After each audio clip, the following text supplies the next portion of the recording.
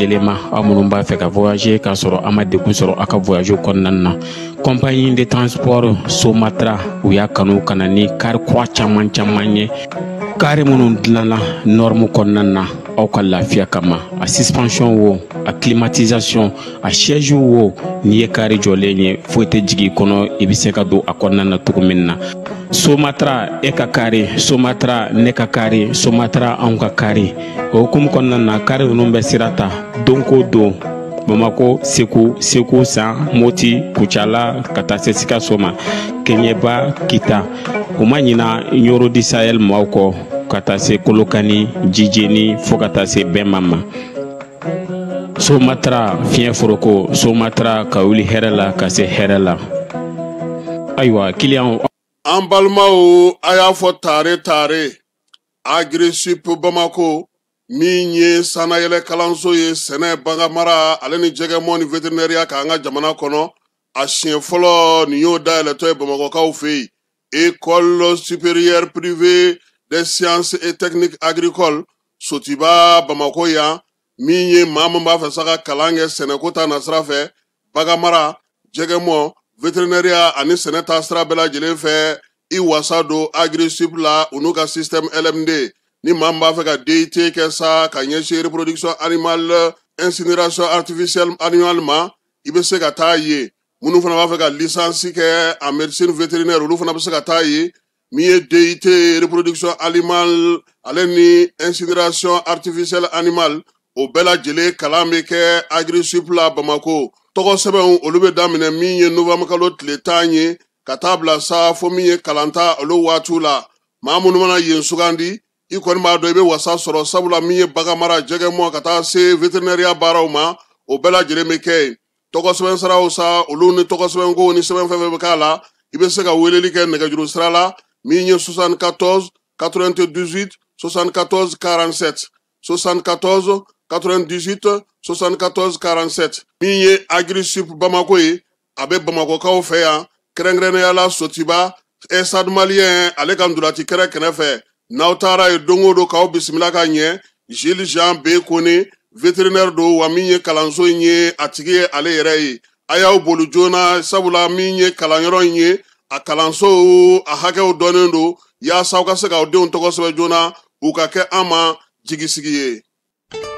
L'autorité de protection des données à caractère personnel poursuit sa mission d'information et d'accompagnement des usagers. Cette fois-ci, c'est au cœur du grand marché de Bamako que l'APDP mène une vaste campagne de sensibilisation. L'objectif est clair, informer, sensibiliser et accompagner les commerçants et les entrepreneurs s'y trouvant dans l'accomplissement de leurs formalités déclaratives devant l'APDP. Au-delà de l'accompagnement, l'APDP assiste également les responsables de traitement dans le paiement des frais de dossier liés aux formalités déclaratives. Ces paiements au marché se font désormais de manière simple et sécurisée via la plateforme électronique Trésor Pay, le moyen de paiement sécurisé de l'État conformément à la vision de plusieurs autorités du pays. L'APDP tient à rassurer la population. Les missionnaires sont facilement identifiables grâce à leur gilet, leur badge avec un ordre de mission officiel. Tous les paiements se font exclusivement de manière électronique et donnent lieu à un reçu en bonne et due forme. Par cette initiative, l'APDP réaffirme son engagement à rapprocher ses services des citoyens, à promouvoir la transparence et à garantir une meilleure protection des données personnelles au Mali. لبيك اللهم لبيك. En Balma, on est Kounafolié Kabo, Commission des agences du voyage du Mali. Mali agent de voyage ou commission ba. Kuba ni Malien BF,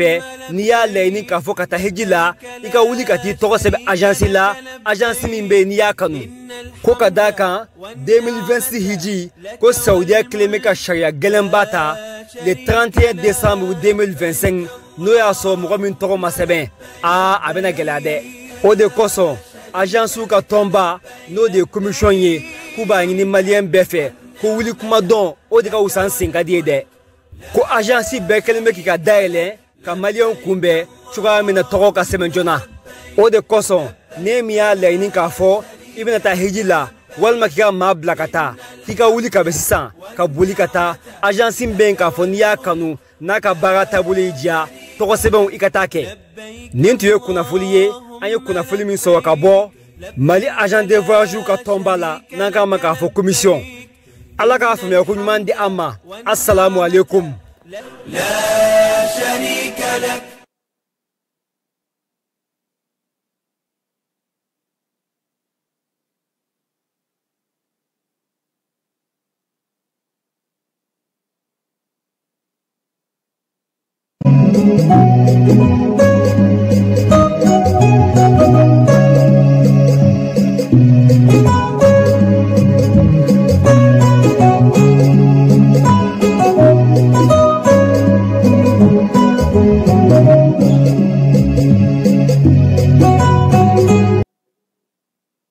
An filɛbaw ni an lamɛnbaw k'aw bɛɛ lajɛlen fo k'aw bɛɛ lajɛlen waleɲuman dɔn. Bi ye juma su ye, an tilenna alamisala bi novembre kalo ale tile 6 san 2025.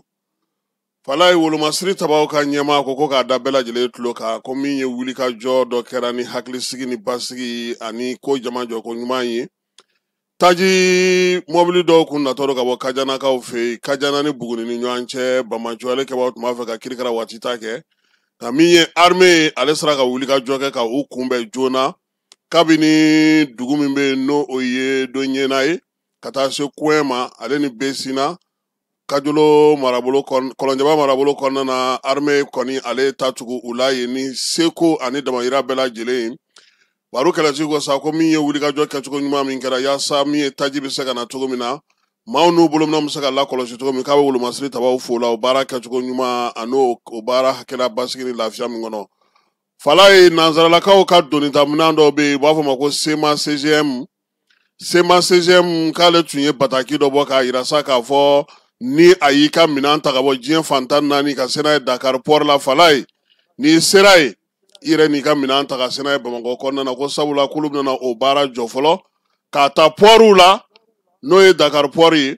ka na se Bamakɔ kɔnɔna na yan maa minnu bɛ minɛn ta u fɛ Sini ni diɲɛ fan wɛrɛw fɛ k'u kun y'o dulon. Nka bi su in na Fala ye an ye kibaruya sɔrɔ k'a fɔ ko min ye bataki in yɛrɛ kun kɛ kun ye u ka baarakɛyɔrɔw n'a kɔnɔna mɔgɔw de ye, nka maa wɛrɛw y'a ta k'a bɔ k'a di kunnafonidilaw ma. A carilen kɔfɛ u ka maa min bɛ an fɛ yan Bamakɔ yan n'o ye Ahmed Sy ye, a ko ko waleya min kɛra a ma bɛn o ma, a ma diya u ye, sabula a ma dabɔ o kama. Olu ka sɛbɛn kun kibaruya tun ye min ye,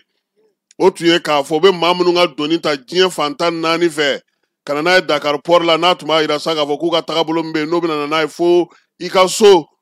Bamakɔ yan k'u y'o dulon, ko nka sisan k'u bɛna baara daminɛ Fala ye. U ye layidu di Mali gouvernement ma k'u bɛna baara daminɛ,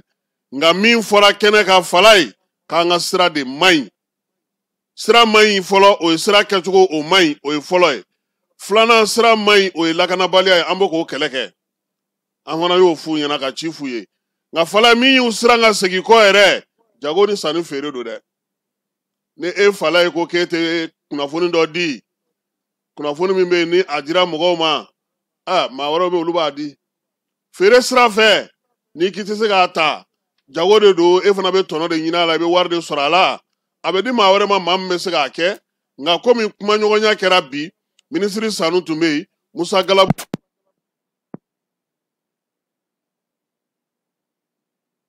ye ɲɔgɔn ye fitirimagɛn waati in na a yirala k'a fɔ ko maa ninnu u yɛrɛ ka ciden bɛ an fɛ yan n'o ye Ahmed Sy ye k'u ka bataki bɔkun kun tɛ nin ye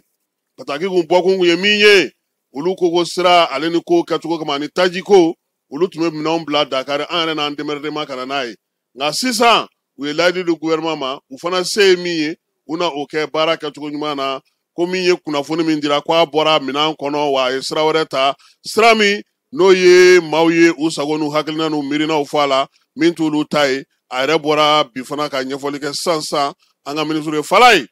taji bɛ ka na Bamakɔ kuma bɛɛ an b'a ɲini ɲɛmaaw fɛ u k'u hakili to Moti la Falaye Moti Segu San Kucala nin y'u kalo kelen ye taji tɛ yen ne yɛrɛ bɛ k'an yɛrɛ ɲininka gouvernement ko k'ale bɛ kalanta kɛ ntɛnɛn nata in o na se ka kɛ nin yɔrɔ ninnu na wa kuran sɔrɔbaliya Falaye o bɛ kɛlen don ka ji sɔrɔbaliya sigi sen kan ka dibi don ka yɔrɔ gɛlɛya mɔgɔw bolo yalama gouvernement bɛna fɛɛrɛ jumɛn tigɛ yanni ntɛnɛn cɛ ninnu yɔrɔ bɛɛ lajɛlen ka se ka taji sɔrɔ ka se ka kuran lana ka ji lana donc an b'a ɲini ɲɛmaaw fɛ u k'u hakili to Segu Moti San Kucala Bla a n'a dugumisɛnw caman taji ko a tɛ ka se ka ɲɛnabɔ Falaye kurunbolila minnu bɛ cɛncɛn bɔ Badanga na Kalabankɔrɔkaw fɛ yen u ko k'olu yɛrɛ bɛ k'u yɛrɛ ɲininka olu bɛna taji san cogo di ka taa k'u ka motɛriw kɔnɔ bidon tɛ kɛ bidon fana tuguni k'a fɔra ko o papiye min dili tun bɛ sen na ko k'o ɲɔngiri boulangerie tigi minnu fana bɛ Kalaban olu fana y'o kuma kelen fɔ an ɲɛna bi donc an b'a ɲini ɲɛmaaw fɛ fɛɛrɛ dɔ ka sɔrɔ hali n'u bɛ mobili dɔ de ɲini Falaye min bɛ taa taji di ninnu ma u ka yɔrɔw la ani boulangerie ninnu na u k'o fɛɛrɛ dɔ sigi sen kan sabula wagati la anw ye mobili ni jɛmani dɔ ye olu yɛrɛ tun y'a jira sa k'a fɔ k'u bɛ se ka taa taji di mɔgɔw ma u ka sigiyɔrɔw la o ɲɔgɔnna ka sigi sen kan maa minnu bɛ yen bi n'olu ka taji ni bidɔnko bɔ ko bidɔnko kuma yɛrɛ de kana fɔ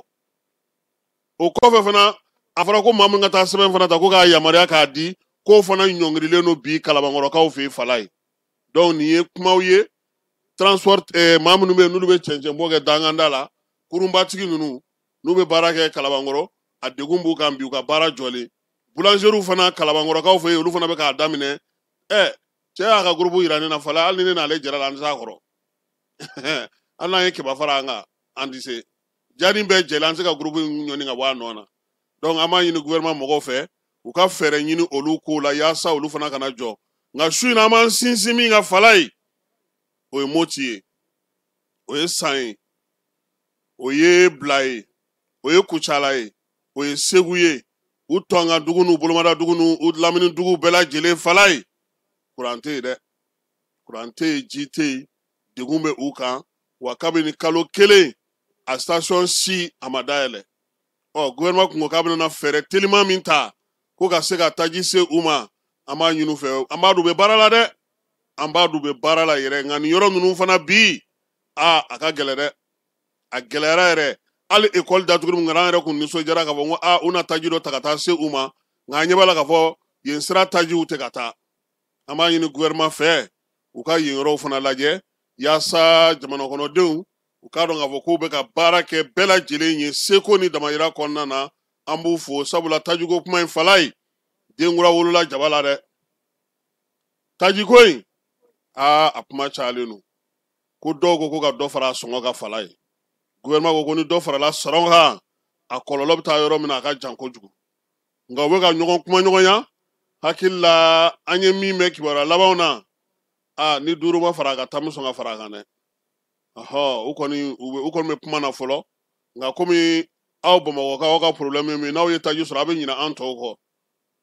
tile sisan n y'a ye k'a fɔ station dalala falen don mɔgɔw ɲinɛnen don fɔlɔ u kɔni ni gouvernement bɛ kuma na an ye kibaruya minnu sɔrɔ Falaye nin ye kuma la belebelebaw ye ani an sera ka mun fɔ parti politique kɔrɔw Cour suprême section de compte Falaye ko o cilen kɔfɛ sɛbɛn min bɔra ka kimɛli kɛ ka kɛ n'u ye wari minnu dir'u ma ye k'u kan ka taa sɛbɛn minɛ a don laban kun ye bi ye bi novembre kalo tile 6 k'a ɲininen don parti politique fɛ sa minnu cira min ye Cour suprême section de compte ye ale ko sa ko parti politique minnu cira o ɲɛmaa kɔrɔw k'a ɲini n'olu fɛ sa rapport provisoire min kɛra u ka sɛgɛsɛgɛliw kan u ka musaka ko la k'u ka taa minɛ a don laban ye bi 0 heure ye u bɛ se ka taa minɛ u ka secrétariat ale kɔnɔna na fala ye taji ko ta nasira fɛ bɛɛ b'a dɔn k'a fɔ ko premier ministre ani taji ale ni chauffeur ye ɲɔgɔn ye bi o baabu fana kɔnɔna na sa su in na Sinakɔr maa fila b'an fɛ Sulubajɛ ale ni Granbe an n'olu bɛna masala sɔɔni nka min ye chauffeur ye mobili bolila sugu bɛɛ lajɛlen Ablaye Mayiga y'a bɛɛ lajɛlen lamɛn kuntilenna min b'u la miirina min b'u la sini sɔgɔma n'Ala sɔnna Ablaye yɛrɛ ye min fɔ bamanankan na Falaye an na o da maaw tulo kan sɔɔni u na se k'o faamuya Falaye nin waati in na kibaruyaw kunnafoniw waleya minnu bɛ yen n'olu bɛ Mali n'a dɛmɛbagaw n'o ye Irisilakaw ye mangoya Faransi a n'a kɔladenw ni a ka kunnafonidi gafew wulilen don k'u jɔ caki k'u ɲin turu Irisi la k'a sababu kɛ mun ye u kɛlen don ka fɛɛrɛ belebele sigi sen kan Irisilaka minnu bɛ yen bi n'olu bɛ baara la Mali la yan ka se ka mangoya ta ka ɲɛsin u ma Falaye n'i ye waleya in ta k'a jateminɛ i b'a ye k'a fɔ ko Faransi ka kunnafonidi gafe so minnu bɛ yen min ye Ngilɛw ka BBC France 24 RFI ale ni mɔni jumɛn o journaliste Falaye olu bɛ ka sɛbɛnni kɛ su ni tile yaasa ka Irisi mangoya Mali la Irisi danaya ni Mali gouvernement ni ɲɔgɔn cɛ ka se ka o lakari k'o lafu k'o tiɲɛ k'o mangoya ta ka ɲɛsin o ma kabini Faransi ni a ka barika n'a kɔladen ni takuba n'a tɔw bɛɛ lajɛlen bɔra Falaye Faransi ale ka se sɔrɔli an marabolow fɛ o dɔgɔyara kosɛbɛ min ye cɛncɛnfuga jamanaw ye bi u y'u kɔ don Faransi la ka kɛ ni u ka kunnafonidiw ka kɛ n'u ka baaraw kɛcogo ye k'u ɲɛsin Irisilakaw ma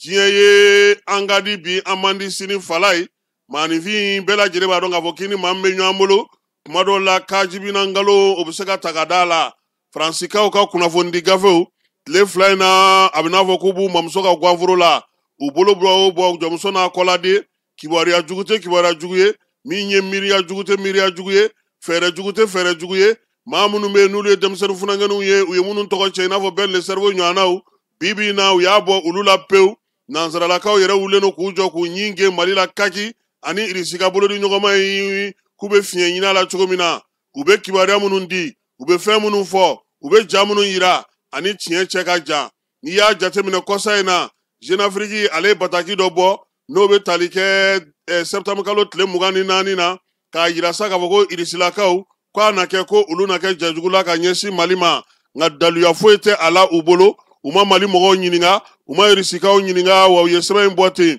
France 24 ni RFI olu fana y'o kelen in ta tuguni k'o bɔgɔrɔ dɔ k'o fɔ file la k'o fɔ bala la yaasa k'a yira sa ko min ye Irisi ye ko degun min bɛ cɛncɛnfuga jamanaw kan bi ko a yɛrɛ sen bɛ a ko la laɲini min kɛlen don lakanako ta nasira fɛ ale ni jamana ninnu ka yɛrɛma hɔrɔnya ka se ka o lakari k'o latiɲɛ ka se ka o nɛgɛbɔ maaw la baara ninnu bɛɛ lajɛlen kɛkun ye o ye Faransi a n'a ka kunnafonidilaw fɛ kunnafoni yɛlɛmali kunnafoni bɔlen a minɛn kɔnɔ olu yɛrɛ ka kunnafonidilaw tɛ kɛnɛ minnu kan u b'olu latigɛli baara minnu kɛ u bɛ maaw la kuma k'a fɔ k'olu t'a fɛ u tɔgɔ ka fɔ wulikajɔ sugu bɛɛ sa ka se ka mangoya ta ka ɲɛsin Irisi ni Mali ma k'u b'a minɛn kɔnɔ bi u b'a minɛn kɔnɔ sini wa a baaraw bɛ sen na Mali dɔrɔn tɛ dɛ cɛncɛnfuga jamana o jamana bɛ ani farafinna jamana o jamana bɛ bi n'u ni Irisilakaw bolo bɛ ɲɔgɔn bolo nin ko in talen don ka ɲɛsin olu ma nka kɛrɛnkɛrɛnnenya nin waati in na ko bolofa bɛ Mali de ta kan Ala k'an ni u cɛ janya Falaye n'an bɔra yen taji feerelaw u bɛ sɔn han Falaye u k'an ka fo n'Ala sɔnna a ma sini an ye saba ta n'o ye corridor ye Baraka Petroleum ka taa se Yara service ma Falaye an na dɔ fɔ olu ma sini yaasa ka se ka u ka baara ka ja don u la nin waati in na sa an bɛ kolotugu masa lamɛn n'o ye Tijani Fɔnkɔro ye ale ko ni Ala sɔnna a ma nin kalo in tile 9 misi 12 k'an ka o daji misi 12 in sa a saraka k'an ka bɔ min ye novembre kalo ale tile 9 ye kolotugu masa n'o ye Tijani Fɔnkɔro ye a y'a yira sa k'a fɔ sa ko min ye baara in ye a bɛ kɛ ale yɛrɛ jabala la n'o ye kolotuguso ye Misabugukaw fɛ yen station Somayafu o kɛrɛfɛla la hakilina in nana cogo min an ka Tijani yɛrɛ lamɛn a b'a sɔrɔ ayiwa an senfa joona Falaye ni Ala sɔnna a ma sini sɔgɔma an na Tijani an yɛrɛ kan k'a fɔ mɔgɔw ɲɛna parce que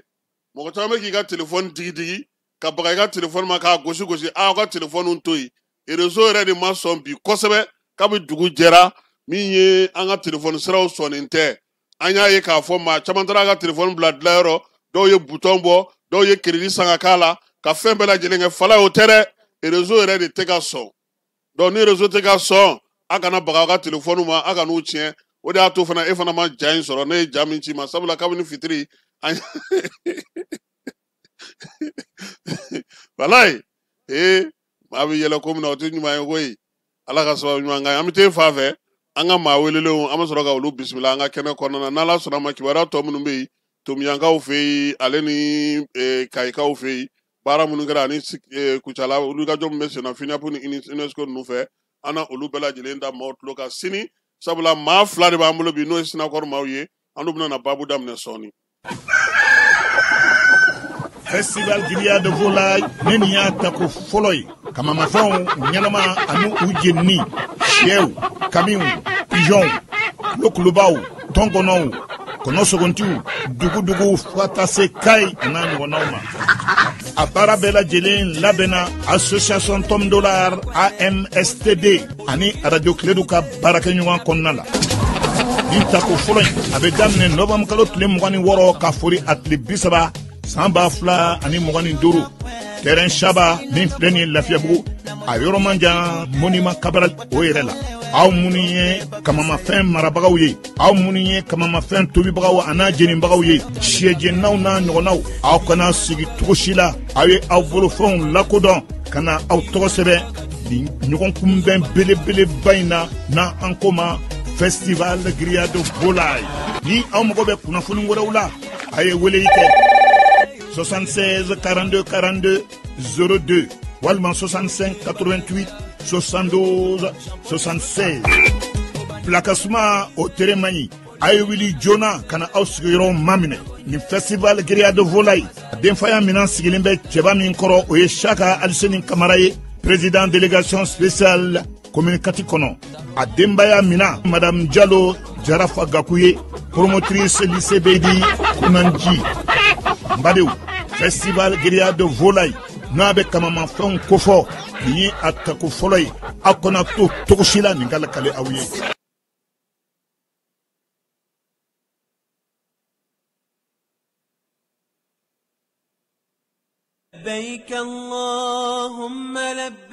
Agence Dunia Travel Service a ko a bɛ bonyamasegin foli kɛ ka ɲɛsin a ka sango hijidenw ma aw minnu ye danaya ta ka d'a kan aw ka hiji labɛn ni a kɛcogo ɲuman na. N'an taara hɛrɛ la ka segin hɛrɛ la dumuniw ka ɲi bɛrɛbɛrɛli ka ɲi n'an mago bɛ diɲɛ fɛn fɛn na u b'a bɛɛ lajɛlen k'a ɲɛ donc an b'u fo k'u barikada. Directeur min tun b'an nɔfɛ n'o ye Amadu Mayiga ye a jɔra a jɔyɔrɔ la ɲɛmɔgɔya ko fɛn fɛn a jɔra a jɔyɔrɔ la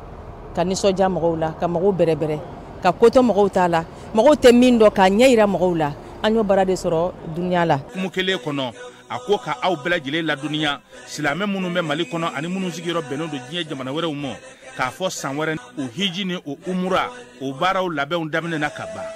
o tumana aw minnu b'a fɛ ka hiji kɛ damu lakana ni basigi kɔnɔ Agence Dunuya a kɛmɛ k'o fɛɛrɛ bɛɛ lajɛlen tigɛ ka hiji kɛcogo ɲuman kalanw bɛɛ lajɛlen labɛn ka bila aw ɲɛ min ye k'a dɔn siyɔrɔ ni damu ye ka surunya aw ka bato kɛ yɔrɔw la dumuni lakika sanuma o bɛ tobi ka bila aw ka bolo ka saga n'a ka waati bɛɛ lajɛlen la dɔgɔtɔrɔ jolenw olu bɛ aw nɔfɛ hiji kɛ yɔrɔ ani bato kɛ yɔrɔ wɛrɛw bɛɛ lajɛlen la yɔrɔ bɛɛ ani waati bɛɛ baw bolo kuma dɔ o ka wusa ne de sen ka di ye Agence Dunia Travel Service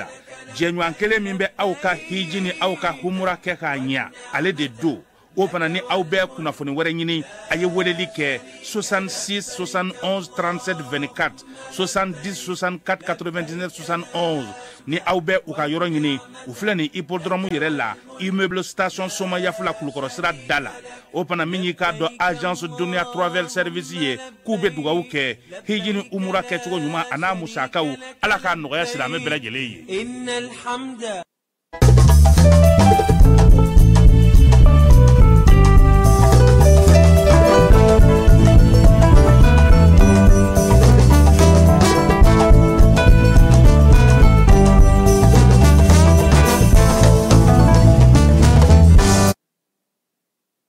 An filɛbaw ni an lamɛnbaaw k'aw fo k'aw waleɲuman dɔn n ye kuma fɔlenkɔrɔ tɔ o ye dalama ye su in na ani Sinakor maaw bɛ ɲɔgɔn bolo min ye Sulubajɛ ale b'a an ka kɛnɛ kan an b'a yɛrɛ fo k'a waleɲuman dɔn ka taa se Grand B ma ale kɔni dɔnnen don yan kosɛbɛ sabula ale ka kibaruyaw bɛ tɛmɛ a kuma caman Sulubajɛ ani su i yɛrɛ don min ye kibaruyaw ye o b'a yira sa k'a fɔ ko bi kabini kalo daminɛ wulikajɔw bɛ sen na an nana an da don la Grand B i yɛrɛ fana ye ni su i Kulubali marhabu sɛlɛ an y'a fɔ cogo min an y'a ye k'a fɔ jamana kɔnɔna na min ye chauffeur ye routier Mali fantan naani kɛrɛnkɛrɛnnenya la aw minnu bɛ citerne boli nin waati in na bɛɛ ɲɛ jɔlen don aw la ɲɛ ɲuman b'aw la ɲɛ jugu b'aw la wa hali ɲɛ jugu lakaruw fana wallahi fo tuguni ka se vraiment bɛɛ bɛ k'i ta fɔ mais jamana ɲɛmɔgɔ an kɔni man ka kuma fara olu ta kan inchallah o ye foli ye parce que aw bɛ baara min na ni y'a dan ne kɔni ma ne bɛ to kusankɔrɔla la ne tɛ taa voila minɛ ne bɛ to kusankɔrɔ jeli dawuda ɲuman na an bɛ levier to an bɛ taa kusankɔrɔla la ni farama dɔgɔ mɛnɛ Sulubajɛ an y'a ye k'a fɔ ko in a daminɛna a mɛnna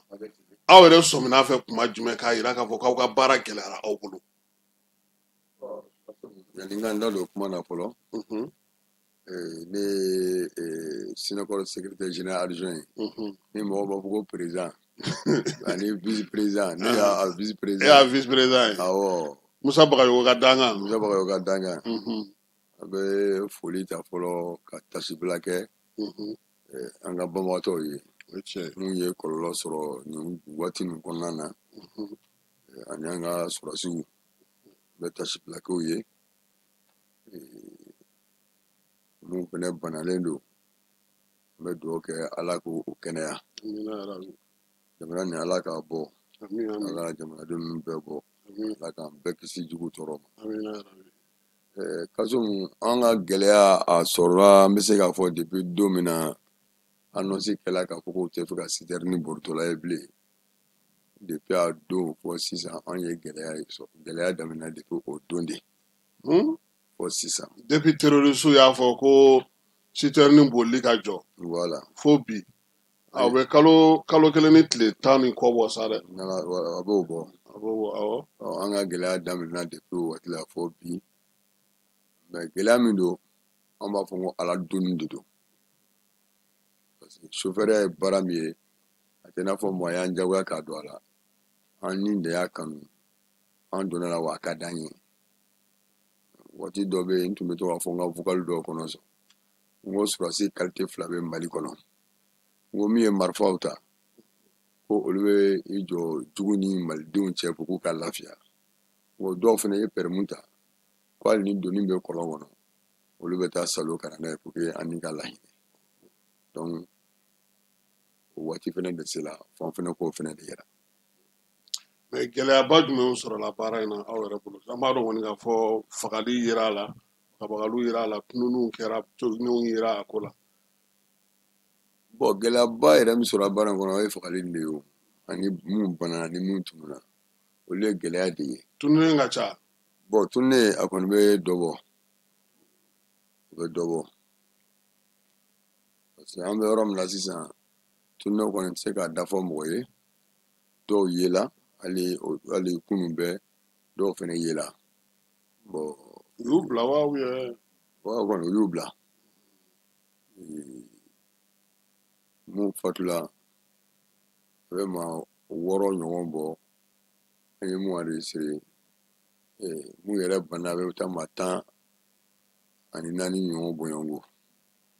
hali bi an ye blessé ninnu bɛɛ tun bɛ minisiri fɛ yen voilà ni min fana fatula an n'u somɔgɔw fana tun bɛ minisiriw fɛ yen ayiwa Grand B e ka baara fanba ye kunnafoni di ye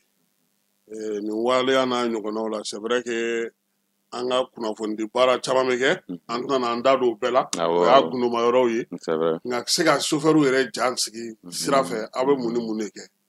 ok an bɛ lamɛnnikɛla bɛɛ lajɛlen fo Mali kɔnɔ ani Mali kɔ kan k'aw yɛrɛ fo aw ka kunnafoni ɲuman ɲini na ka di mɔgɔw ma ne ye Abubakar Kulubali ye n ye kunnafonidila ye Sinakor Mali kɔnɔ ok an bɛ bɛɛ lajɛlen fo an ka ɲɛmɔgɔba min ye Musa Bagayogo ye an b'a yɛrɛ fo ka membre bɛɛ lajɛlen fo wa hakilisi kuma min bɛ anw yɛrɛ bolo waati k'a fɔ chauffeur ɲɛna o tɛ da kuma ma dɛ o ye ɲɛmɔgɔ ka wele da kan ɲɛmɔgɔ ma fɔlɔ u ka se ka lakanda sabati donc ni taa ni ka segin ko ɲuman sɔrɔla siɲɛ damadɔ kɛ k'a sɔrɔ ayiwa basi ma kɛ a ka ca Ala fɛ maaw ja bɛ gɛlɛya taa ni ka segin la sira yɛrɛ la taa ni ka segin nataw la quoi voilà o ye lakan min fɛ fɔlɔ o de ye u ka se ka dɔ fara baaraw kan taa ka segin ka se ka sabati fɔlɔ donc n'olu sabatira a ka ca Ala fɛ mɔgɔninfin ja bɛ gɛlɛya siraba yɛrɛ la quoi hali n'an ka kuma wɛrɛ tɛ quoi. A bɛ to ka bilasiraliw di ɲɔgɔn ma surtout nin wagati laban na an y'a ye k'a fɔ a ye tagako 2 bɛɛ kɛ délégation Sulu Bajɛ ninnu yɛrɛ tun bɛ kɔsɔ in na Kadiana olu bɛ na sira jumɛnw fɛ parce que d'habitude aw tɛ wuli ka taa kuma mɔgɔw fɛ kɛnɛ kan mobili nali ko la. Ouais o bɛ kɛ bon parce que o fana ye kunnafoni di baara ye dɔ ye. Ça c'est vrai mais comme secrétaire adjoint de bɔra yen kɛnɛ kan Kadiana ye bon je préfère k'ale ka o yɔrɔw jaabi voilà kuma ale ni chauffeur kumana. Mais e yɛrɛ kɛlen don ka fɛɛrɛ jumɛn sigi i ka baara kɔnɔna na parce que an kɔni bɛ message caman sɔrɔ lasiralikanw caman bɛ na a b'olu labɛn cogo di pour que mɔgɔ ka se k'a faamuya puis chauffeur tɔ minnu bɛ yen an n'u bɛ ɲɔgɔn kibaruyaw sɔrɔ cogo di. Bon i b'a dɔn an bɛ Sénégal Mali yɛrɛ jɛkulu ye min ka lasigidenw bɛ Mali duguba caman kɔnɔ ani Mali jamana kɔ kan bon ni kunnafoni cunna anw kan cogo o cogo misali la k'a fɔ ko balinako dɔ kɛra Sikaso ni Ziguwa cɛ bon an tɛ girin k'a fɔ an b'o lasew kɛ quoi an bɛ ɲɛɲiniw kɛ fɔlɔ dugu ma misali la an ka lasigidenw bɛ Sikaso a bɛ Ziguwa donc an bɛ fɔlɔ k'olu wele k'u ɲininka fɔlɔ donc n'a sɔrɔ olu ye kibaruya mɛn voilà an y'a ɲɛɲini bon des fois e nɛgɛlata min yɛrɛ fɔ o kunnafoni caman dira an ma nɛgɛla in yɛrɛ ko in yɛrɛ la a dɔw la k'a sɔrɔ a ma kɛ kunnafoni yɛrɛ ɲuman yɛrɛ ye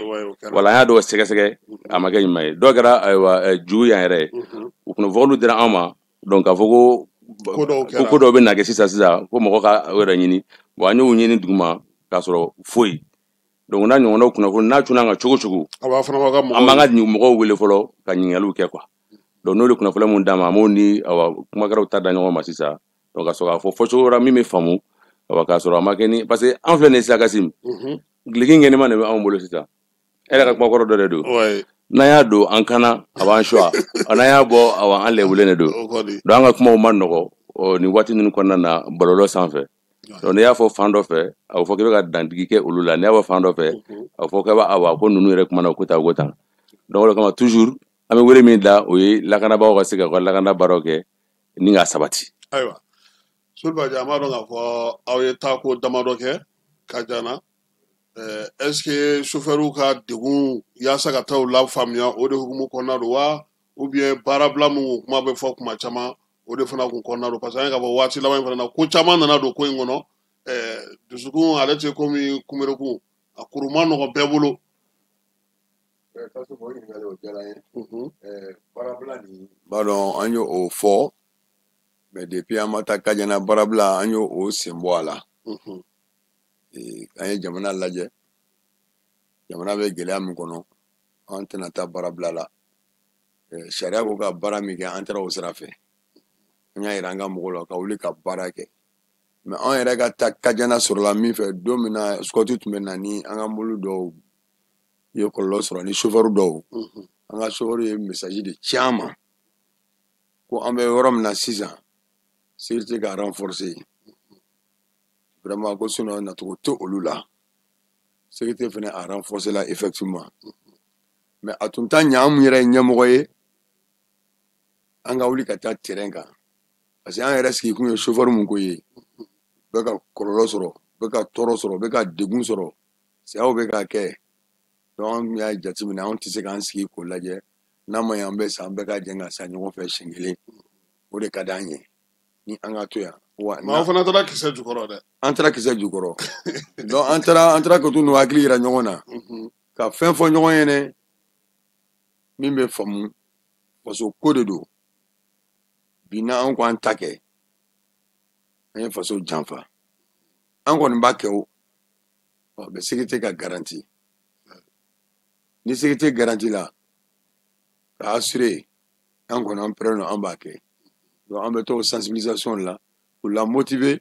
n'u fana y'an fana ye o yɛrɛ fana bɛ nisɔndiya an yɛrɛ bɛ wuli fana ka bila convoi ɲɛfɛ fɔ Bamakɔ yan sinon pénurie ba min tɛmɛna fɔ fo a convoi mobile kɛmɛ fila donna dimanche dɔ fɛ ka dugu jɛ ntɛnɛn la ne taara o convoi la an ye nana n'a ye kalaya la premier ministre y'a fɔ cogo min na ko maliyɛnw k'a lajɛ k'u bɛ ka essence min consommé bi k'u bɛ ka chauffeur joli de consommé chauffeur dɔrɔn tɛ dɛ ani sɔrɔso joli de bɛ ka consommé tan ani sɔrɔso joli de bɛ ka consommé ne bɛ an ka faamaw fo ka tila k'u fo ka mali chauffeur fo baara n'a ma nɔgɔ dɛ Kasimu an bɛ bɔ yɔrɔ min na ka na ni carburant nin ye mais yɔrɔ jumɛn de sira la yɔrɔ jumɛn de ka jugu kosɛbɛ yɔrɔ damadɔ tun ka jugu dugu dɔ bɛ dugu nin tɔgɔ tɛ n kɔnɔ ka bɔ yen ka taa Kaɲana a ma jan o tun ka jugu mais sisan o avancé la ka na fɔ 25 km ye comment on appelle Kɔlɔnjɛba mais tiɲɛna an ka cɛdenw fantigilakaw o b'u se la chauffeur fana déterminélen don sinon a convoi tɛ yen n'an bɛ na ni min ye a ka nɔgɔn o mɔgɔ b'a ye ne k'u bɛ aw lajɔ jagoya de la ou bien u bɛ fɛ ka tiɲɛni dɔrɔn de kɛ bon u bɛ fɛ ka tiɲɛni de kɛ u bɛ fɛ ka tiɲɛni kɛ mais ala barika la an kɔni an bɛ yan sɔrɔ ayiwa i yɛrɛ ka kuma n tɛna bɛɛ fɔ yan su in na awɔ ko na sibaw de a ma nɔgɔn aw tun bɛ premier ministre fɛ yen bi kuma ye tali kɛ mun kan mun ni mun bɛ se ka fɔ mɔgɔ ye pour que chauffeur minnu ma se ka kɛnɛ sɔrɔ u k'a dɔn k'a fɔ aw ni premier ministre aw taara mun fɔ a ye a sera ka mun fɔ aw ye somɔgɔ sama la yanni an ka se Sulubajɛ ma o ta fana na o fanfɛla fana na. Ah d'accord an bɛ bɛɛ lajɛlen fo kokura ka jamana ɲɛmɔgɔw fo bon premier ministre ka bi sigi awa mɔgɔ ye anw ye premier ministre fɛ de o balila mɔgɔw la o balila ne yɛrɛ la nka Kasimu fɛn wɛrɛ tun bɛ yen tuguni min ka bon ni o yɔrɔ ye ne yɛrɛ fɛ sabu premier ministre de tun kan ka na anw fɛ a yɛrɛ ka laɲini kɔnɔna na donc an ka ɲɛmɔgɔ de y'a jateminɛ k'a ye ale ka to yen anw k'ale sɔrɔ ale yɛrɛ bɛ fɛ ka na anw fɛ yan bisimila an fɛ yan koyi kana siga donc voilà donc ɲɛmɔgɔ y'a jateminɛ donc a ka bonya fana segin a ma donc a y'o ŋaniya yɛrɛ mun ta fɔlɔ vraiment an b'a fo an y'o de ɲini u fɛ Grand B an k'o ka jigin ka na de kana ko ɲɛɲini voilà n'u nana ɲɛɲini u bɛ ɲɛ sɔrɔ u bɛ ɲɛ sɔrɔ ka fara o kan nisɔndiyago min bɛ anw na ka bɔ kɛnɛ in kan an bɛ se ka min kɛ somɔgɔ sama ye awa an bɛ se ka an ka da Mali yɛrɛ ka yɛlɛmahɔrɔnya tali kan ka se bi ma an ka sɛbɛnna fana ta u kan ka na Kasimu jamana ɲɛmɔgɔ walima premier ministre ka an tɔgɔ bɔ a da kɔnɔ tantoli sira kan walima k'a fɔ a bɛ awa ŋɛnaɲumanya ta ka ɲɛsin anw ma Kasimu an bɛ se k'a fɔ nin y'a fɔlɔ ye donc o kuma ye o folikɛkan ani o kuma duman a y'o min fɔ ka ɲɛsin anw ma vraiment o ma tɔ to anw na k'a kan kun bɛ ka kɔrɔkɔrɔ a kuma Kasimu a kuma ni majigi ye Kasimu a kumana ni anw c'est-à-dire an hinɛ bɛ a la malidenya tin i b'o sɔrɔ a ka kuma kɔnɔna na ka ɲɛsin anw ma wa a bɛ ka min fɔ i b'a dɔn a bɛ ka fɔ mais a b'a kɔnɔ mais a y'a gɛlɛya an ma k'a fɔ a kɔni tɛna se ka layidu kan di anw ma sisan min bɛ se ka kɛ sisan k'a sɔrɔ ani a baarakɛɲɔgɔn ma ɲɔgɔn ye wa n'ala sɔnna u bɛna fɛn fɔ an ɲɛna fana min tɛna mɛn donc an ka laɲini belebeleba kun ye jumɛn ye Kasimu o ye sini ɲɛsigi de ye bi tɛ dɛ mɔgɔ caman bɛ polisiw ni gendarmew ka kuma a ye sini ɲɛsigi anw ka laɲini ye o de ye o tɛ dɔwɛrɛ ye an ka AMO ani an ka UNPS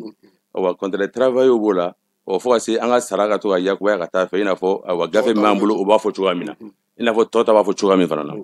donc o de y'an ka laɲini belebeleba ye. Ayiwa Sulubajɛ e ni ne tun ye baro kɛ convention ko in kan an ye kuma caman fɔ sɛbɛn in bila sɛbɛn tɛ tɛgɛnɔw bilalen don a la baaraw banna n hakili la bi aw y'a dantigɛ premier ministre ye a ye mun kɛ ka aw jaabi kɔni i n'a fɔ Grand B y'a fɔ cogo min na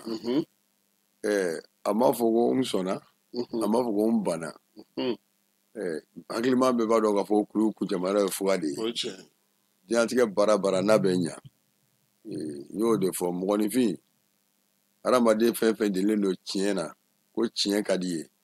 i b'a ye dɔrɔn i tɛ sɔn kuma fila fɔ ma i t'a fɔ i tɛ mɔgɔ la nata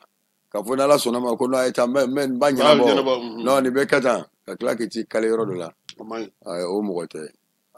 a yɛrɛ ja tɔ don ne la bi parce que de fait a y'a fɔ yɔrɔ min na k'a fɔ ko bon ko problème t'a la an bɛna lajɛ a ye doléance min di an b'a lajɛ n'an bɛ se ka min k'a la n'an se ka min kɛ an b'o to yen n'an bɛ se ka min kɛ an n'o kɛ mais n bɛ kuma a ka département fɛ ministre du travail bɛ yen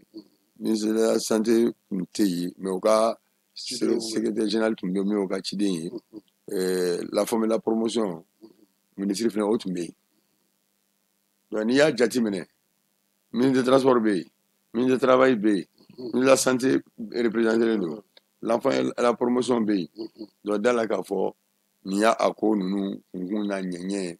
mun bɛ se k'a dilan olu de filɛ nin ye parce que ni mɔgɔ min ko an b'u sécurité sociale o ye santé ye anw bɛ département de ministère du transport ye o fana b'a dɔn fɛn min don ministère du travail de fana kan ka Mali baarakɛla bɛɛ lajɛlen ka o fɛngɛ bɛ ɲɛnabɔ o fana tun bɛ an bɛ foli kɛ faso na fɔlɔ parce que depuis an bɛ directeuriat la voilà depuis an bɛ directeuriat la depuis an bɛ DNT directeuriat la an n'a ye fɛn caman kɛ ɲɔgɔn bolo an yɛrɛ ye grève min kɛ an ye faso sigali min kɛ faso yɛrɛ b'a dɔn k'a fɔ Sinakɔ de ye mɔgɔ min ye hali sini a b'an ka secrétaire général wele ko l'homme de la convention a bɛ Musa Bakari wele ten de n'a y'a ye donc la forme et la promotion ale tun bɛ yen yarɔ o ta ye denw ye o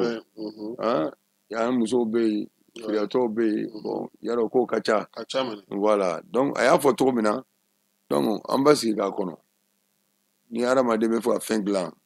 n'i ye cɛ i sera ka taa fɛn deli mɔgɔ kan ko ayi sini b'a dilan tɛ i da hakili kana latigɛ dɛ mais mɔgɔ b'a fɔ ko taa ko n bɛna lajɛ ni se kɛla min ye sɔn o tigi hali n'a ma se k'a bɛɛ kɛ a bɛ dɔɔnin k'a la. ayiwa blessés tagali ni minnu fatura olu somɔgɔw tagali a ye mun fɔ o ko la grand bi. a ka o kuma ninnu ma kɛ anw ɲɛna wala a ka layirikan mun dɔn walima a ye baro minnu kɛ ni o ye u ma kɛ anw ɲɛna wala olu ta kɛrɛnkɛrɛnnen ma olu ka wala kuma fɔra olu yɛrɛ de ɲɛna wa donc u ma fɛn fɔ u ma kɛ anw ɲɛna. mais aw bɛ fɛ mun de ka kɛ minnu fatura ye ani minnu joginnen don bi parce que n'a fɔ aw yɛrɛ de jɔlen don aw ka mɔgɔw bɛɛ kɔrɔ ni ma fili. voilà mɔgɔ bɛɛ jɔlen don n'a yɛrɛ ye voilà donc a fɔra laɲini min kɛlen de don donc n'o sera ka kɛ an ka UNPS ni an ka AMOCO ye i bɛ taa sɔrɔ an filɛ nin ye ka jɔyɔrɔ min kɛ ni an balima minnu ye degun sɔrɔ nin ye awa caman tun bɛ bɔ a la parce que u ka farasɔngɔ ni tun bɛ nɔgɔya n'o ye AMOCO fana ye donc i bɛ taa sɔrɔ hali minnu fatura an ka laɲini belebeleba ye minnu fatura awa olu fana ka jate i n'a fɔ Mali kɛlɛkɛcɛ minnu bɛ bin faso ye olu kɔ olu denw bɛ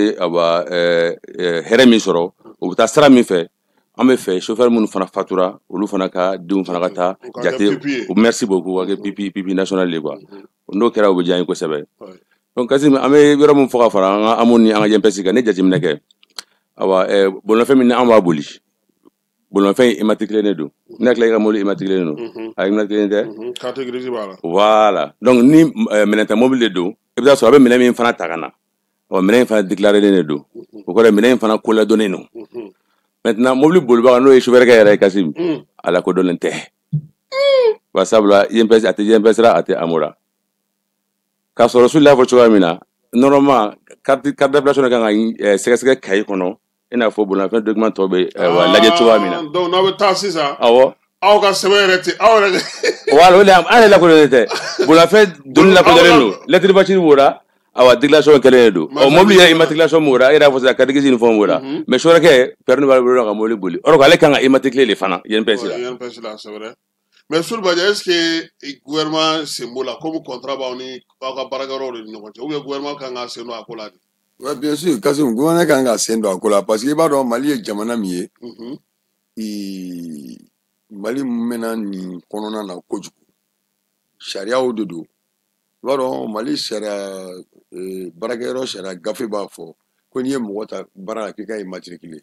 mais puisque an ka jamana nin filɛ t'a dɔn ni mun kan ka contrôle kɛ ou bien ka fɛnw kɛ t'a dɔn k'a sɔrɔ n'u kan ka wari ladon jamana yɛrɛ kɔnɔ voilà u t'a dɔn n'u b'a kɛ i m'a faamu donc ɲinɛ kelen bɛ o yɔrɔ ninnu kɔ i y'a faamu normalement a kan ka kɛ donc gouvernement sen b'a la n'i y'a ye ko décret nin bɔra décret nin b'a bɔ kun fɛ koyi ka la carte d'inflation du compte à la sécurité sociale k'a fɔ k'a kɛra document de transport ye ni a tɛ cahier min kɔnɔ c'est que chauffeur t'o mobile la n'i y'a ye o kɛ c'est pour que ka mobilitigiw jagoya u k'u ka mɔgɔw don a la mais puisque o ma suivi ma sɔrɔ a kɔnɔ min kɛ a tora ten bon jamana yɛrɛ bɛ nin de jamana yɛrɛ an ka patron bɛ nin de demander parce que o bɛ fɛ ka maaw utiliser de o tɛ fɛ ka maa bila u ka sariya kɔnɔ bon fɛn min kan ka wari yɛrɛ la don jamana maa miliyɔn joli de bɛ yen bi ko chauffeur don ni ninnu bɛɛ inscriren don i b'a ye jamana bɛ nafa dɔ de sɔrɔ fɛn min bɛ yen u b'a fɔ ko chauffeur man ɲi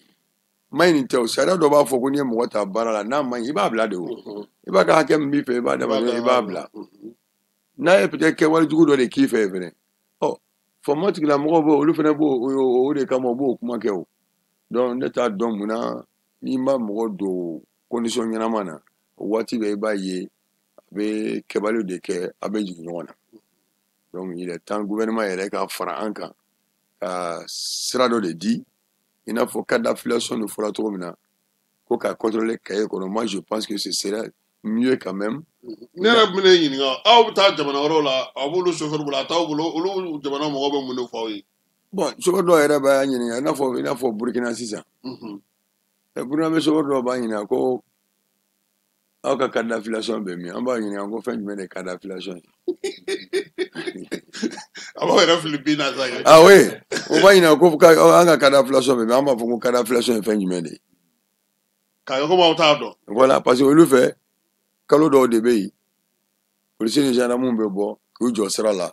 mobili mana na u b'o contrôler ni carte d'affiliation tɛ minɛ i ka mobili bɛ saisi ka taa bila fourrière. n'o kɛra k'aw to olu ka dugukolo kan. ayi o tɛ fɛn fɔ an ɲɛna o. an sen tɔ olu ka jamana ta ye o tɛ anw bɛ fɔ an b'u ɲininka n ko mɛ n ko ninnu n ko polisi bɛ k'aw lajɔ bi n ko tɛ k'aw lajɔ n ko tuma fɛ n ko mun de tɛ bɛn a b'a fɔ ayi ko fɛn min na ko carte d'affiliation an k'o ye fɛn jumɛn ye. k'a sɔrɔ aw b'a dɔn. mais Sulbaja i b'a dɔn ko i ka bɔko laban na yan i y'a kuma kɔri sɛbɛn in bɛ senna a mɛnna maintenant est-ce que ni gouvernement da donna a la o b'a to aw ka ɲɛmɔgɔ ninnu k'a ta. oui avec bon n'u y'a ta n'u da donna la ni pression sugu dɔ ye k'a yira k'a fɔ ni maa min ma kɛ e tɛ se ka e ka mobili tɛna se ka taa voyage la parce que a bɛ contrôler de et je veux même que ce contrôle là si ça doit se faire il faut que ça se fait avec l'appui même du Sinacor Mali. Tu m'as pas moi. Pour que le chauffeur bɛ siran patron yɛrɛ ɲɛ. Da bɛ se ka taa se bɔra la bɛɛ tɛ n'a fɔ bɛɛ ni bagabali dɔ kɛra peut-être agent bɛ n'o m'u jɔ jɔyɔrɔ la dɔrɔn i b'a ye a bɛ taa mais ni anw ka mɔgɔw bɛɛ poste ninnu na fan bɛɛ fɛ ni agent ninnu yɛrɛ ye ka contrôle kɛ moi je pense que là caman bɛ dɔn et puis ka carte d'affiliation kɛ ka bila cahier kɔnɔ dɔrɔn tɛ fo suivi dɔ de ka k'a la parce que dɔw bɛ se ka carte d'affiliation bɔ dɔrɔn ka amu ni fɛn bɔ dɔrɔn ka bila cahier kɔnɔ dɔrɔn et puis le chauffeur n'en bénéficie rien a tɛ foyi sɔrɔ a la a tɛ foyi sɔrɔ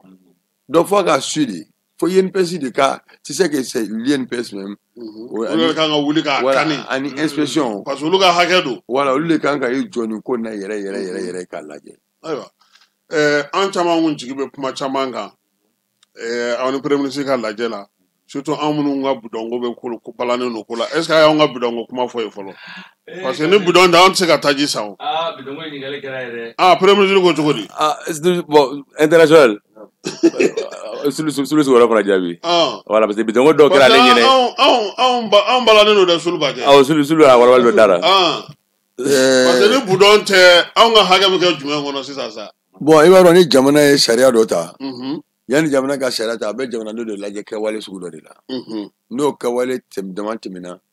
i b'a ye a bɛ diyagoya don a bɛ fɛn dɔ de kɛ u k'o ko ka dabila sinon jamana ɲɛmɔgɔ ninnu se ka kɛ jamana den jugu ye n'u bɛ ka nin hakilina ninnu ta k'a fɔ k'a kana kɛ u bɛ taa waati i bɛ da la k'a fɔ o waati la kɔlɔlɔ dɔ de bɛ yen n'u m'a dabila a bɛ na ni tiɲɛni wɛrɛ ye parce que an bɛ crise min kɔnɔ sisan n'a fɔra ko dɔw ka taa si ɲɛna ka bidon 4 ou bien bidon 5 fa a mobili t'u bolo foyi t'u bolo ka taa don carré kɔnɔ k'a feere prix la ka sɔrɔ dɔ ma gouvernement ma fɛn fara a prix kan i b'a ye a bɛ na ni kɔlɔlɔ ye donc n'o ye bidon ko nin bɔ a la mais an ma aw ta fɔ dɛ an ma fɛn fɛnɛ ɲɛna ye mais anw ka laɲini o kɔni ye laɲini wɛrɛ ye o tɛ premier ministre o kan ka anw yamaruya parce que anw fana aw tɛ anw ko de an mɔliba borila o anw de anw bɛ mɔliba bori aw e t'a la sisan ne ye min fɔ Sulu Badian ne b'a fɛ k'a faamu parce que tiɲɛ yɛrɛ yɛrɛ la i dɔgɔnin tɛ se ka kɛ k'a bɛ taa nin kamiyɔnba in boli ka na ko budɔn 2 k'a n'o tɛna so sa awɔ n y'o de fɔ o bɛ kɛ cogo di o laɲini hali k'an to Kajana n yɛrɛ bɛna image d'i ma n ye chauffeur la sensibiliser parce que bɛɛ ka faamuyali tɛ kelen ye dɔw y'a mɛn u tɔɔrɔ la mais laɲini bɛ min kan ne y'a fɔ chauffeur laɲini tɛ se ka kɛ olu kan parce que an bɛ n'a fɔ sɔrɔsi taatɔla kungo kɔnɔ a n'a ka ji bidon bɛ taa a n'a ka carburant dɔ bɛ kɛ bidon kɔnɔ o bɛ taa donc anw bɛ ten de fɛnɛ an ka patron bɛ carburant d'an ma yan tuma dɔ la i b'a kɛ réservoir kɔnɔ n bɛ ka fɔ réseau de sanfɛ mɔbilitigiw tulo bɛ na o bɛ carburant aller retour d'i ma i b'a k'i ka réservoir kɔnɔ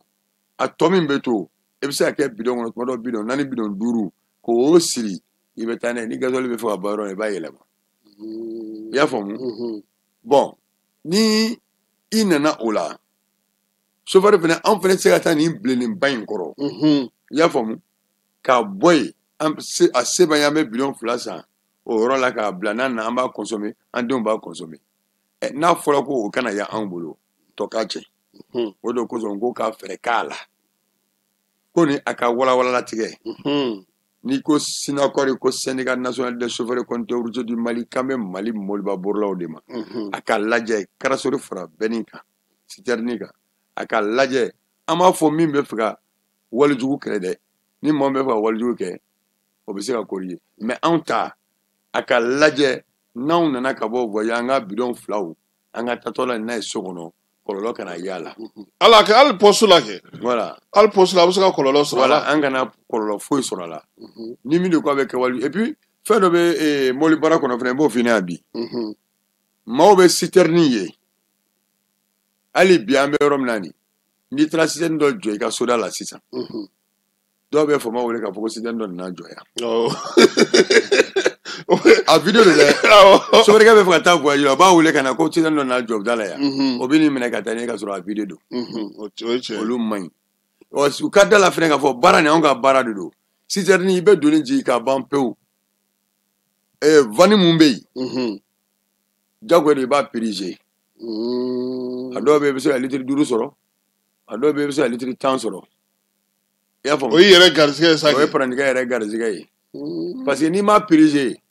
ni e taara se doni ta yɔrɔ la ou bien n'e taara k'i b'i jɔ kungo kɔnɔ k'i b'a pirize yɔrɔ min mɔgɔ tɛmɛtɔ b'i yɔrɔ b'a fɔ ko citerne dɔ jɔlen bɛ kungo kɔnɔ a bɛ ka gasoil bɔ ka sɔrɔ gasoil bɔ tɛ n'i m'a pirize n'i sera dépôt kɔnɔ n'i donna dépôt kɔnɔ n'i y'a dayɛlɛ ni carburant bɔra i b'i gɛn ka bɔ kɛnɛma i tɛ charger bilen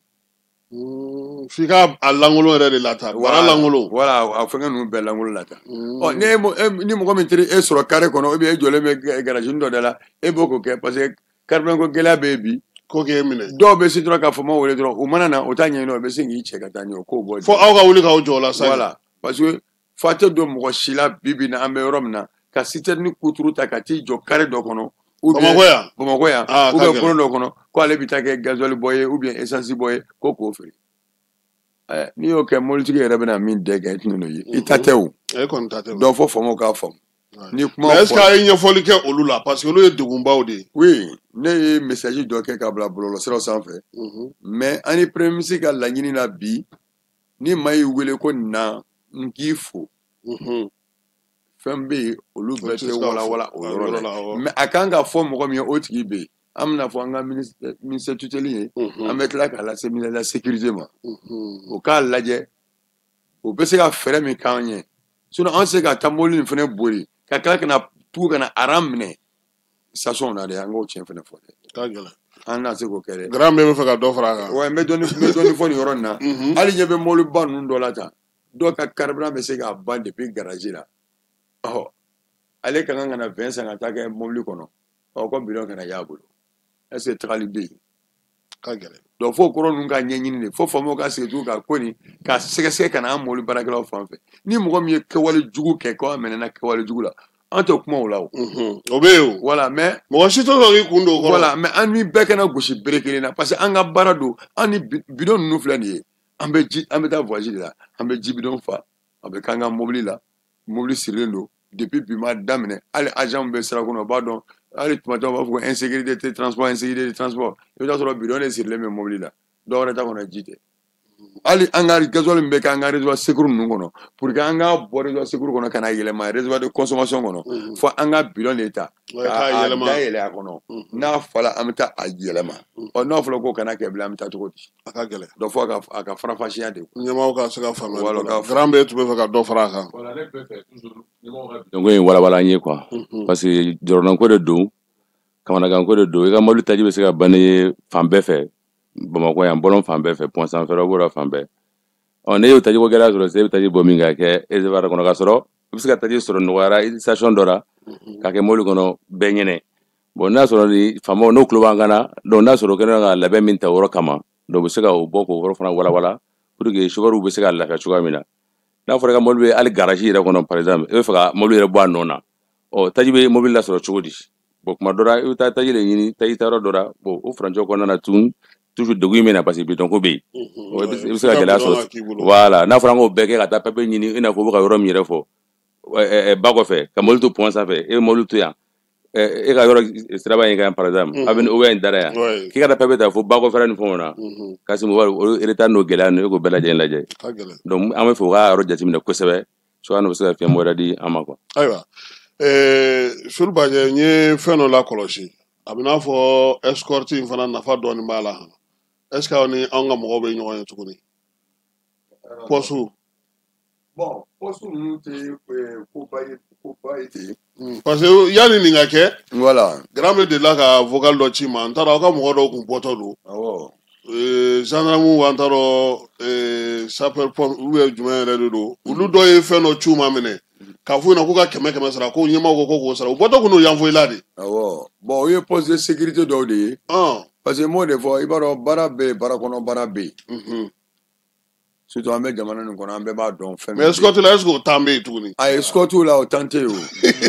escorte tɛ temps di o gɛlɛya min bɛ yen bɛɛ b'a dɔn a dɔw ni ɲɛgɛbɛ in si tɛ kɛ général de bɛ fanga na ko Asimi Goyita n'a ye min fɔ o de bɛ kɛ an bɛ yɔrɔ ministre b'a fɔ ko joli de an bɛ k'o de consommer mɔgɔ bɛ t'i jɔ joli natɔ ɲɛ ko wa k'i jɔ ko kaye wɛ mun kaye ko bilala bɔrɔ kɔnɔ mobili bɛ nin cogo la bɛɛ bila bɔrɔ kɔnɔ a ka na dɔrɔn de maliyɛnw ka a ka na de maliyɛn mago b'o de la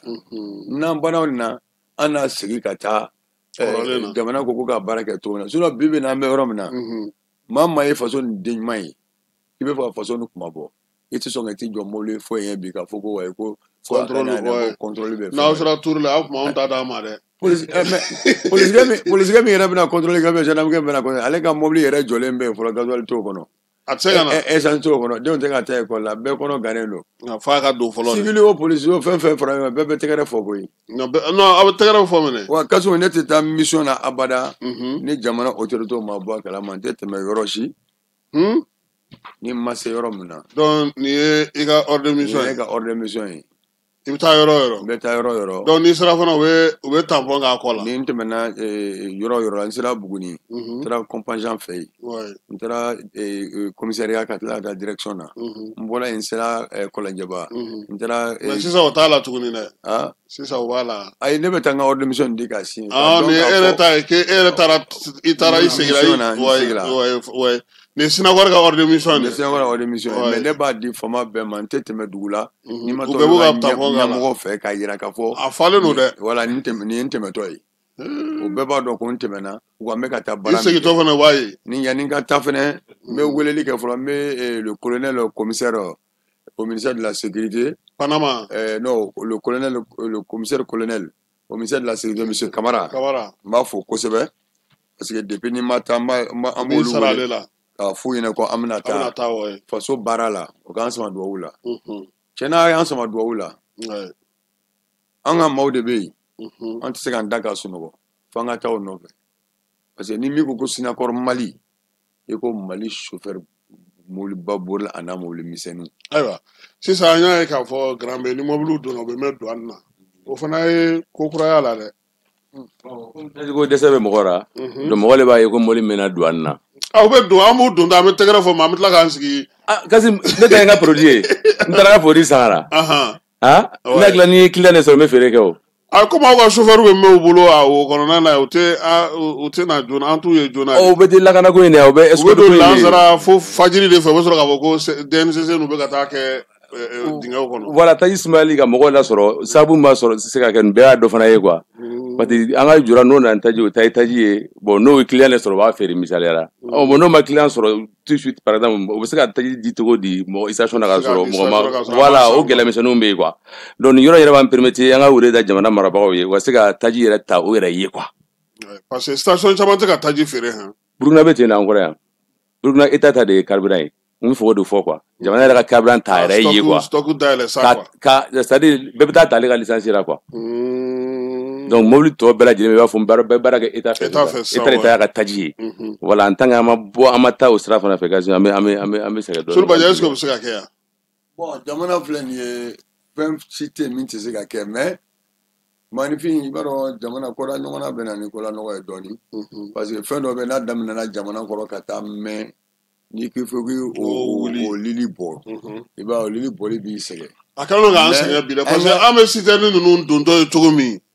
bon marayɔrɔ kuraw yɛrɛ dilanli la an tɛna n'olu tɔgɔ fɔ kɛnɛ kan yan nka a caman donna nka a tɛ ka don Bamakɔ dugu kɔnɔ station minnu fana da ni bi yɛrɛ tilegan in na tɛ. Mobili bɛɛ bɛ Bamakɔ yan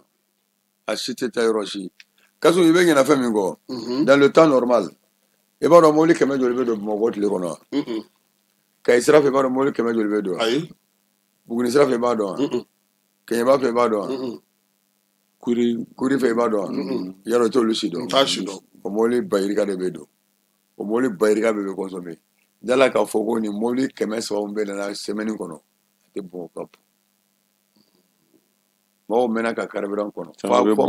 fɔ mɔgɔw ka sɔn de ye donc fɔ an ka sɔn ɲɔgɔn ye ka sira ka nɔgɔya taa ni ka segin ka nɔgɔya voilà an ka to ka ɲɔgɔn fɔnti gɛlɛya de bɛ nin waati an ka to k'a fɔnti bɛɛ kana fɔ k'i bɛ tulonkɛ quoi voilà kuma tɛ k'a ta ka tila ka mara ye voilà bɛɛ ka to ka dɔɔni fɔnti a bɛ ɲɛnabɔ parce que douane wari dɔ ale fɛnɛ bɛ wari dɔ ladon ni mɔbiliw donna fo i ka nin ka droit sara ka sɔrɔ ka mɔbili labɔ ka taa n'a ye o fɛnɛ bɛ se ka tile 1 tile 2 kɛ i b'a fɔ ma ni mun y'u ta labɔ yarɔ o tile damadɔ kɔnɔ n'olu y'o feere i b'a ye yanni dɔ ninnu k'u ta labɔ a gɛlɛya sinon u bɛ na cogo min na n'a fɔra ko a droit n'a fɛn bɛɛ saralen don ko ka taa a bɛ na cogo min na ko station ninnu bɛɛ ka taa servir o cogo la i bɛ taa sɔrɔ aran dɔgɔyara voilà fana y'a ko gɛlɛya yɔrɔ dɔ ye minɛ ɲɛmaaw de kan ka to ka bɔ ka ɲɛfɔli kɛ ninnu bɛɛ la pour que mɔgɔ bɛ se k'a faamuya mais bi hakilina jumɛn yɛrɛ bɛ chauffeur la ani premier ministre ka ɲɔgɔn ye kɔfɛ a kɛlen ka commencer k'i kuma ɲɛfɔ u ɲɛna miirina jumɛn b'u la bi. Bon nisɔndiya ani ɲagari fɔlɔ kɛra ani premier ministre yɛrɛ ka sigi ka kuma face à face fɔlɔ o nisɔndiya bɛ chauffeur bɛɛ la bi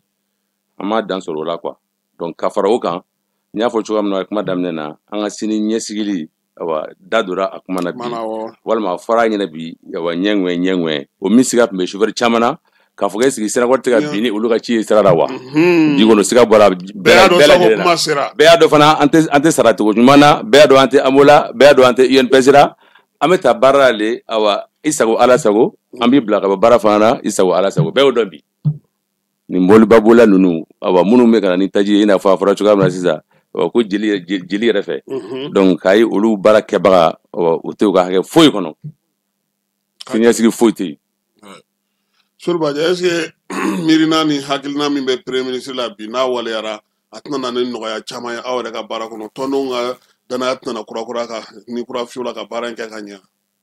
Kasum bunadamaden fɛn fɛn filɛ nin ye n'i y'a bila a ka condition kɔnɔ c'est comme ça ne ka baara kɛ e bolo sa ne yɛrɛ ɲɛ b'a la e kan bɛ ka ne bila condition dɔ kɔnɔ ne tɛ n tulonkɛ o baara la o n tɛ to baara min na ni n tigɛ kelen n b'a minɛ n tigɛ 2 de ye parce que n b'a dɔn ni n tulonkɛ ni nin tiɲɛna dɔn nin ye n mako sali parce que ne ka sini ɲɛsigi dɔ bɛ yen parce que mɔgɔw bɛ ɲinɛ yɔrɔ min kɔ AMO ko filɛ nin ye bi ne ye chauffeur ye ne bɛ taa voyage la ne ka wari ɲɛnama tɛ muso bolo 5000 ne bɛ voyage la fɔlɔ ko ne den banana wari dun tɛ ne kun fɔ ne ka boli boli ou ka juru dɔ ta ni AMO bɛ yen mɔgɔ min b'i don AMO la e tɛla ka taa i ka INPS bɛ yen e mana kɔrɔ cogo cogo baara nin na e retraité dɔ bɛ yen hali n'a kɛra malobɔrɔ 1 sɔngɔ ye i n'o sɔrɔ yanni i ka kɔrɔ fɛnɛ i ka AMO mun bɛ yen i denw mana bana cogo cogo wa sababe dɔtɔrɔ so ko ka ordonnance wa naani ye wa sababe ka ban wa kelen sera k'o fura sɔrɔ ou bien wa fila yɛrɛ kɛla k'o wari dafa o fura sɔrɔ la fɛn ka di k'o bɔ wa mais est ce que ne kan ka n tulonkɛ o waati wa donc ne b'o fɛn minɛ donc bɛɛ b'i yɛrɛ redresser bɛɛ b'a dɔn k'a fɔ ni n taara sira dɔ fɛ dɔrɔn ni n ka baara cɛnna dɔ a bɛ kɛ n na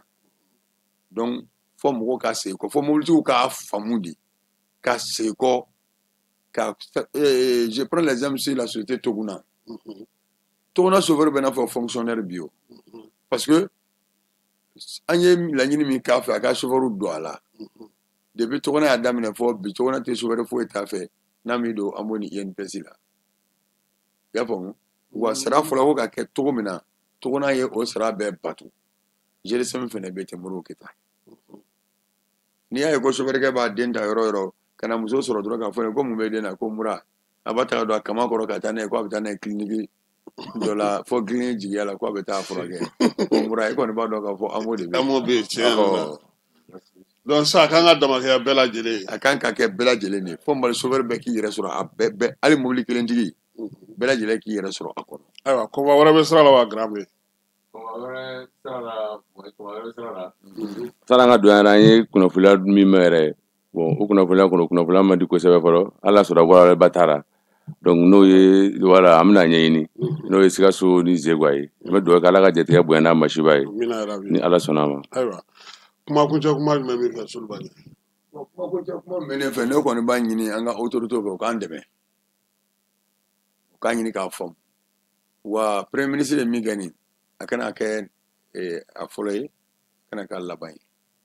k'a ɲini an yɛrɛ ka département fɛ u k'an lamɛn tuma caman bɛ yen fɛn dɔ b'an kɔnɔ an bɛ lettres sɛbɛn ka taga a tɛ n'a fɔ an bɛ fɛ ka taa kɛlɛ kɛ ou bien ka taa bras de fer kɛ an bɛ fɛ ka taa kuma de don siraw la yala an b'a kɛ a bɛ dilan cogo di a bɛ ɲa cogo di o kunnafoni ninnu n'u bɛ to k'an lamɛn baara nin an fana bɛ se ka fɛn fɔ an kɔmɔgɔw ye donc mais n'u t'an lamɛn fɔ n'a gɛlɛyara waati min na k'u b'an lamɛn o bɛ na ni o y'a sɔrɔ a tiɲɛna sinon an filɛ laɲini min na ni laɲini ne bɛ se ka fɔ depuis ni gouvernement nana kuma wɛrɛ t'an da le ministre du travail a bɛ se ka témoigner ministère du transport bɛ se ka témoigner an ye lettre caman ba ci ministère du transport la i y'a faamu ministre du travail kɔni n'an y'ale lettre ci ale ma tuma o tuma ale b'an wele k'an recevoir faso donc ale n'an bɛ hakili falen donc an bɛ se ka fɔ yɛrɛ ko ka faso yɛrɛ fo parce que ale bɛ bilasirali ale b'an recevoir dayɛlɛlen don wa a bɛ an recevoir min kɛ a bɛ kuma caman fɔ an ɲɛna n'a kan ka dilan cogo min na fɔ bi an b'ale hakilina de kɔ fɔ an sera fɔ premier ministre ta ma bi donc ne kɔni bɛ min ɲini Mali chauffeur fana fɛ adamaden ni maa i kɛ maaba ye i ni yɛrɛ kɛ maadenni ye an k'an yɛrɛ kɛ maaba ye maliyɛn bɛɛ sɔnna bi k'a fɔ an ye mɔgɔba de ye maliyɛn sɔnna k'a fɔ an ye dusutigiw de ye maliyɛn sɔnna k'a dɔn k'a fɔ an ye cɛ kumabaw de ye donc an ka to an ka cɛ kumabaya nin kɔnɔ maa si kana an nɛgɛ maa si kana an lafunteni bɛɛ ka to nin ye waati ko de ye depuis terrorisme ma daminɛ an bɛ sa mobili an sigilen bɛ pinɛ min kan pinɛ manama de don accident bɛ yen fɛn bɛɛ bɛ yen a bɛ bɛn n'an ye an bɛ sa ou bien an bɛ bana o de kosɔn ko k'an ka sécurité sociale ko ɲɛnabɔ an kɔ ye quoi o b'an kɔ ye donc an bɛ yɔrɔ min na bi latigɛ ka kɔrɔ ni jɔ ni i yɛrɛ ye ɲatigɛ ko o ko n'a b'i sɔrɔ n bɛ exemple kelen di ma an ye ko dɔ ye Côte d'Ivoire kɛlɛ la waati dɔ la mɔgɔ filaw tun bɛ cɛkɛ dun na mugu cila kuma sera yɔrɔ min na dɔrɔn terikɛ ma nin ko non ko an kana taa dɛ ko an ka to kɛnɛ ma ou bien an ka taa yɔrɔ na yan fɛ kelen ko non ko ale bɛ boli ka taa don so kɔnɔ min taara don so kɔnɔ kisɛ ye tɔli sɔgɔ ka taa a faga mais min tora kɛnɛ ma foyi m'a sɔrɔ donc don n'a sela a sela donc kɔni b'a deli an ka jɛ an k'an tɛgɛ di ɲɔgɔn ma an ka ɲɔgɔn lamɛn baara nin kɔnɔna na n kɔni ka ne ka kuma laban ye ka dugawu don toujours mun banalen don Ala ka lafiya d'u ma Ala ka lafiya d'u ma mun tanyana ka dugawu k'u ye Ala ka hinɛ u ni silamɛ fere bɛɛ lajɛlen na k'an kisi a ɲɔgɔn wɛrɛ ma jamana nin u k'i kɔfilɛ an na an yɛrɛ filɛ an ko jamana n'i ko Mali chauffeur ma bi ko wayi ko Mali chauffeur ko olu de ye Mali ye Mali ye olu de ye n kɔni bɛ bɔ kuma na n'o ye. Ayiwa Grambe. Ma kunche kuma jumɛn b'i fɛ? An bɛ tasibila kɛ ka taa an ka banbagatɔw ye minnu fatura kɛlɛ in na Ala ka lahara sɔn sumaw ye minnu joginna Ala ka nɔgɔya dakɛw ye minnu bolofɛn tiɲɛna Ala ka to u ka a ɲɔgɔnna wɛrɛ sɔrɔ Ala ka jamana basigi jamana ɲɛmɔgɔw an ye ɲɛmɔgɔ ye o kun bi n y'a fɔ cogoya min na donc an m'an jigi dalen tɛ o kan ka kɔn u ka waleya nataw ɲɛ an fana tun b'an fɛ ka ɲini UNPS fɛ u ka wulikajɔw sabati toujours an ka hakɛ ko in na quoi waro k'a lajɛ mɔgɔ minnu bɛ yen n'o olu déclaré tɛ olu yɛrɛ kan wuli k'a da gosi quoi i n'a fɔ impôt bɛ a ka juru kanu cogoya minnu na donc ni UNPS fana tun bɛ se ka ko in goloba vraiment tun bɛ kɛ sababu ɲuman ye anw ma quoi parce que n'an ye an ka nin hakɛ ninnu sɔrɔ i n'a fɔ secrétaire général y'a fɔ cogoya min na a bɛ kɛ sababu ɲuman ye anw ma a bɛ hakili sigi an ka baara kɔnɔna na bon a bɛ sababu i b'a sɔrɔ ko dɔw bɛ yen ko nɔgɔlen dɔw bɛ yen bon i bɛ taa sɔrɔ a ka ca Ala fɛ pan bɛ kɛ olu kunna baaratigi yɛrɛ fɛ quoi filanan bɛ kɛ mun ye o ye jakundataw ye k'a cari bɔlɔlɔw sanfɛ donc ka nkalon dɔw da mɔgɔ la k'a sɔrɔ min t'a sɔn ye quoi donc an bɛ fɛ civil communauté ka progrès ka o wuli k'u jateminɛ o kana bɛɛ bila fo anw baaratigiw yɛrɛ ka wuli ka taa damakasi don quoi donc u bɛ se ka tigilamɔgɔw wele ka min fɔ u ɲɛna u bɛ u fɔ u ɲɛna u b'a ko nɔgɔya quoi sani a ko ka se fo yɔrɔ dɔ la donc o ladilikan walima kunnafoniya tun bɛ n bolo k'a lase bɔlɔlɔ matarafabagaw fana ma ni Ala ka jɛ ye ka bɛɛ lajɛlen fo ka bɛɛ lajɛlen waleɲuman dɔn. An yɛrɛ b'aw fo Sinacor Mali n'o ye syndicat national des conducteurs routiers du Mali ye secrétaire général adjoint k'i fo k'i waleɲuman dɔn ni ye secrétaire à la communication k'i fana fo k'i waleɲuman dɔn Falaye Keyita k'i yɛrɛ fo n'Ala sɔnna ma sini kunnafoni bɛ daminɛ a nɛgɛ kanɲɛ 9 n bɛ dugawu kɛ Ala ka fajiri k'an garisigɛ Ala ka waati wɛrɛ yira an ni aw bɛɛ lajɛlen na a k'an bɛn. Merci. An bɛ tasibila kɛ minnu ɲin tora ni gɛlɛya in na n'o ye jatewale mɔgɔ ye janfa minnu ta ka se an ka jamana ma ka se tajiko gɛlɛya ma minnu ɲin tora la n'o ye an ka chauffeur ye citernibolo la n'u ka parantiw ani sɔrɔdasi dɔw yɛrɛ ɲin tora la ani mɔgɔw ka nafolo tiɲɛna an bɛ tasibila kɛ olu mɔgɔ ye minnu tɛ kelen.